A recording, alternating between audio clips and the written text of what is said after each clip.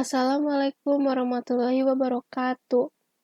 Halo semuanya, apa kabar? Semoga dalam keadaan sehat dan siap mengikuti pembelajaran pada hari ini. Sebelum mulai pembelajaran, marilah kita berdoa menurut kepercayaan masing-masing. Berdoa dimulai.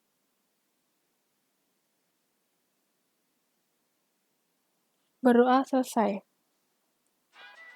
Oke, hari ini kita masuk ke bab baru ya, yaitu bauran pemasaran. Sebelumnya, apakah kalian sudah tahu apa sih bauran pemasaran itu?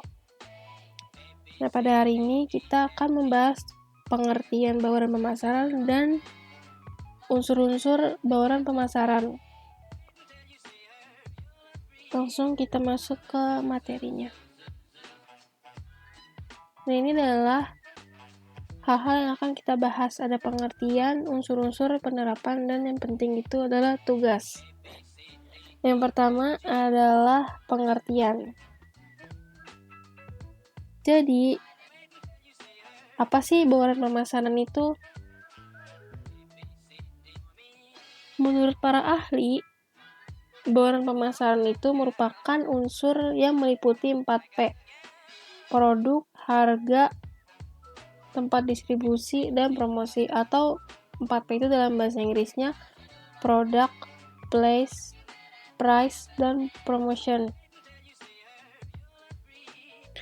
Udah kalian baca nih ya pengertian menurut para ahli, maka dapat disimpulkan kalau bauran pemasaran itu adalah kumpulan himpunan variabel yang terkendali, yaitu produk, harga, tempat, dan promosi, yang dipadukan perusahaan untuk menghasilkan respon yang diinginkan di pasar sasaran. Nah, menyinggung 4P ini, dia akan masuk ke unsur-unsur gitu. Nah, unsur-unsur bauran pemasaran ini kan ada 4P, produk, price, place, promotion. Ingat-ingat ya, kalau 4P itu produk, price, place, promotion. P yang pertama kita bahas ini adalah produk.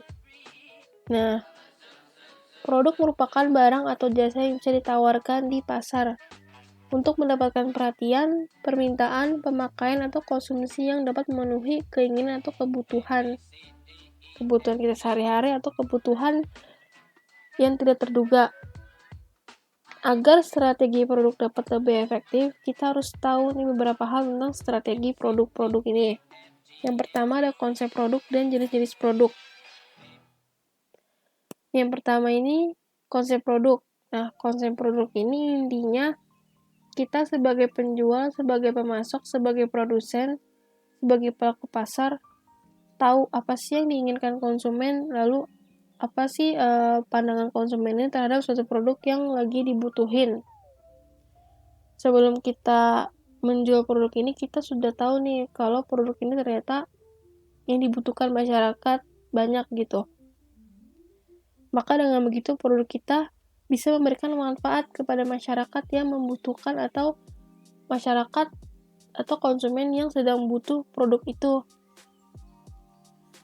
Selanjutnya ada jenis-jenis produk.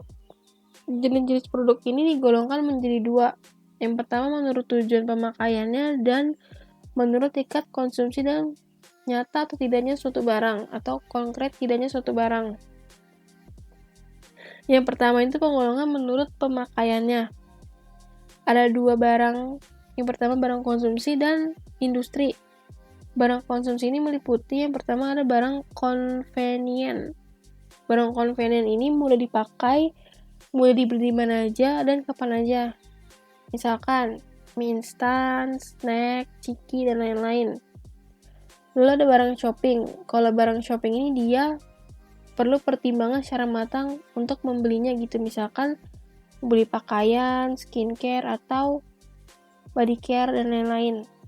Dan yang terakhir ada barang spesial. Kalau barang spesial ini barang yang kita perlu usaha atau perlu mengeluarkan pengorbanan besar untuk membeli produk ini. Misalkan kita membeli mobil mewah, motor mewah, jam mewah gitu.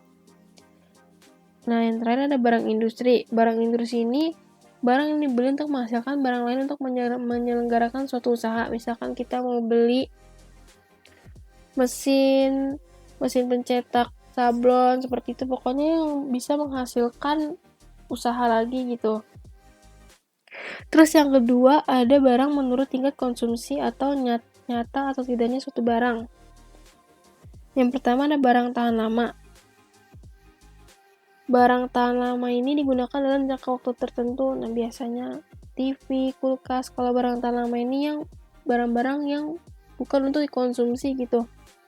Terus ada barang tidak tahan lama. Kalau barang tidak tahan lama ini dia yang biasa dikonsumsi atau jangka waktu pemakaiannya ini cepat gitu.